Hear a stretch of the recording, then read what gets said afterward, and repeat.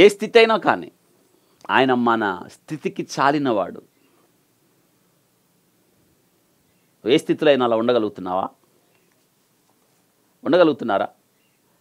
ఏ స్థితికైనా ఆయన నాకు చాలినవాడు చెప్పగలగాలి. కానీ మనం ఏం చేస్తున్నాం తెలుసా? నేర్చుకోవట్లేదు. ధనం ఉంటేనా దేవుడు? నేటి దినాన చాలామంది క్రైస్తవులు పేదవాళ్ళుగా ఉండకూడదు అంటారు. మరి ఇదేంటి? పేదవాడు ఉండడం తప్పు కాదు. నేనేమంటాను తెలుసా? అది ఆశీర్వాదం కూడా.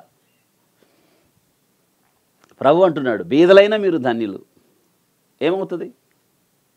ఈ లోకం శాశ్వతం కాదు కదా, అసలే కాదు కదా.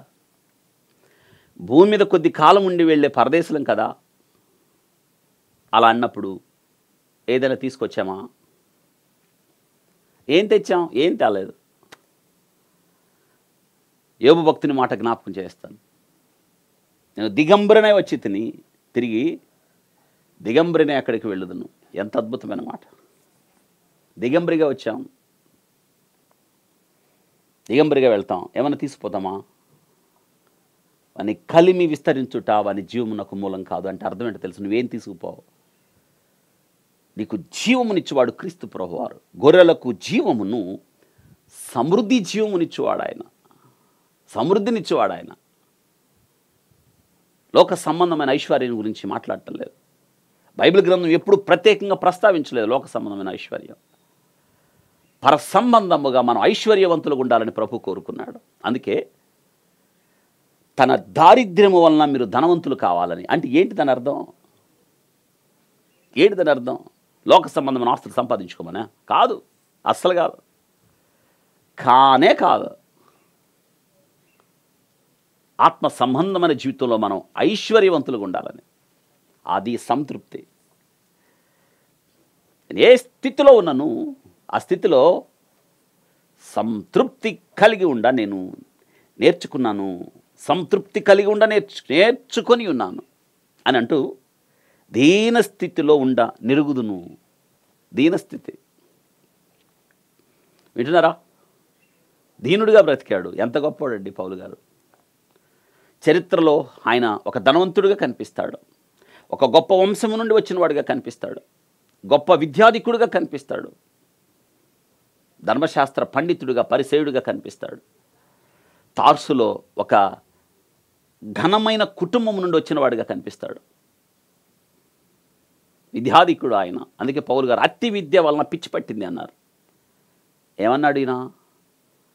క్రీస్తు యేసు యొక్క అతి శ్రేష్టమైన జ్ఞానము పొందు నిమిత్తం. ఇది మనం ఐశ్వర్యవంతులు అవ్వాలి. ఆయన జ్ఞానంలో, ఆయన కొరకు జీవించే విషయంలో, ఆయన కొరకు తృష్ణగొని ఉండుటలో మనం జీవాన్ని కలిగి ఉంటాం. కలిమి వల్ల కాదు, అది మరింతగా దూరం చేస్తుంది దేవుని నుండి మనకి. ప్రభు చెప్తున్నాడు ఇక్కడ. ఏం చెప్తున్నాడు ఆయన? మనం నేర్చుకుందాం.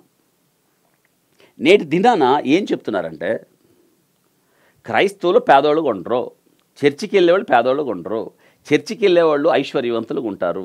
నువ్వు అప్పిచ్చువాడిగా ఉంటావు, అప్పు తీసుకునేవాడిగా ఉండవు అంటారు. పూర్తి వ్యతిరేకం ఈ వాక్యానికి. అది దానివైపు మీరు ఆకర్షితులు కావద్దు.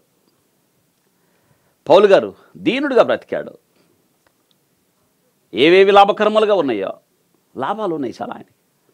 లోక సంబంధమైన ఐశ్వర్యం ఆయనకు ఉంది ఉంది ఉంది. వద్దు నాకు అది, నాకు క్రీస్తు చాలు. క్రీస్తు యేసు యొక్క అతి శ్రేష్టమైన జ్ఞానము అంటున్నాడు ఆయన. ఎంత గొప్పోడో తెలుసా ఆయన? ఎంత గొప్పోడో ఆయనే అంటున్నాడు. నేను చెప్పుకోవడానికి ఎన్నో ఉన్నాయి, కానీ నేను చెప్పుకోను. ఎందుకు నాకు అవి? ఎందుకు చెప్పుకోడంట? చూడండి, ఫిలిప్పీయులకు రాసిన పత్రిక 3వ అధ్యాయంలో 4వ వచనంలో అంటున్నాడు, కావలియునంటే నేను శరీరమును ఆస్వాదం చేసుకొనవచ్చును. మరి ఎవడైనాను శరీరమును ఆస్వాదం చేసుకొని దలిచిన ఎడల నేను మరి ఎక్కువగా చేసుకొనవచ్చును. శారీర సంబంధమైన స్థితి గురించి చెప్పడం ద్వారా గొప్ప చేసుకుంటున్నారా? ఈ లోక సంబంధమైన ఆస్తులు, అంతస్తులు, పేరు ప్రఖ్యాతులు, ఘనతలు, హోదాలు, స్థితిగతులు, దేనికి ఇవన్నీ? జీవనానికి మూలం కాదు. నీకు జీవాన్ని ఇవ్వలేవు అవి. క్రీస్తు మాత్రమే ఇవ్వగలుగుతాడు.